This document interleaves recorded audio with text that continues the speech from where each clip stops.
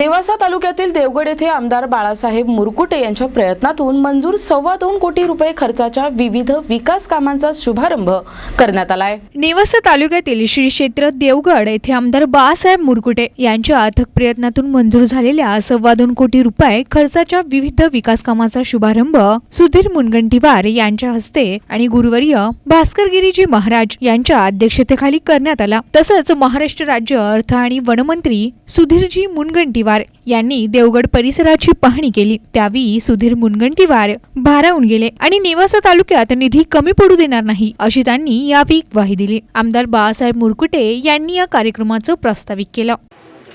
आपल्या महाराष्ट्र राज्याचे अर्थ व वन मंत्री सन्माननीय नामदार सुधीर भाऊ मुनगंटीवार साहेब आजच्या या श्री क्षेत्र देवगड येथे पर्यटन मधून भाऊ आज साधारण 1.25 कोटीचा हा प्रवेशद्वार व साधारण 1.25 कोटीचं या प्रवरा नदीवरती एक छोटासा पूल असं मिळून साधारण 2.25 कोटीचा हा पर्यटन निधी सन्माननीय अर्थ व वन मंत्री भाऊंच्या शुभ हस्ते संपन्न होत आहे।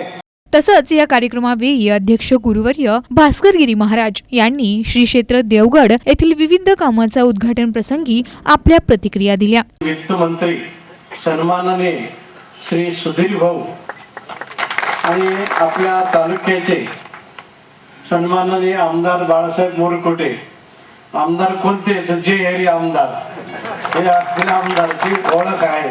जे इकडं बैराडी नेवासाकडे जाणारा पूल आहे, पादचारी पूल, त्या पुलाचे आज सगळं भूमिपूजन आपण एकत्रच केलेलं आहे।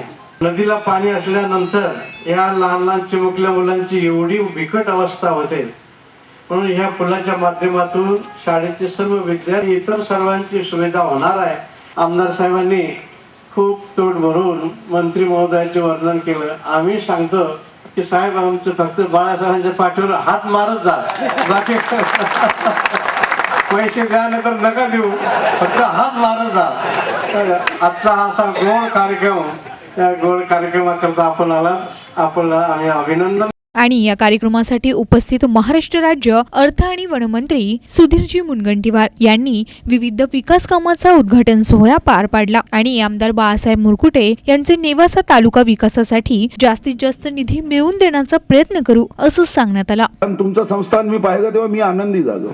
खरं तर इतकं सुंदर, नीटनेटकं, स्वच्छता, अनेकदा संस्थान असतात आजूबाजूला अस्वच्छता, हे ईश्वरालाही आवडत नाही, पण या ठिकाणची स्वच्छता पाहिल्यानंतर मी स्वतः प्रभावित झालो। विश्वास आहे की नेवासा आणि ही पवित्र भूमी आपल्या महाराष्ट्राच्या जनतेचं कल्याण करण्यासाठी प्रेरणा देणारी भूमी होईल आणि आपल्या सर्वांना दत्त जयंतीच्या शुभकामना देत। प्रतिनिधी काका नरवणे, NTV न्यूज, नेवासा।